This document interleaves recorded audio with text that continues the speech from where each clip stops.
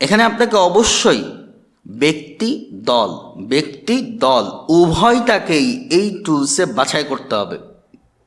আপনি কাউকে ভালোবাসেন, কাউকে আপনার পছন্দ, কারো চেহারা সুন্দর ইত্যাদি ক্ষেত্র দেখে আপনি কিন্তু ভোট দিয়ে দিতে পারেন না। এটা আপনার নিকট একটা আমানত।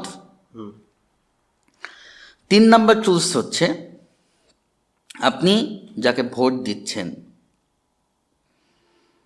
তার আত্মীয় স্বজন, পাড়া প্রতিবেশী, তার সম্পর্কে কি আইডিয়া রাখে, সে আদৌ নিজের বাপ মাকে দেখভাল করে কিনা, ভাই ভাইয়ে গন্ডগোল করে কিনা, এরকম হয় কিন্তু আমাদের সমাজের এরকম মধ্যে। হয়।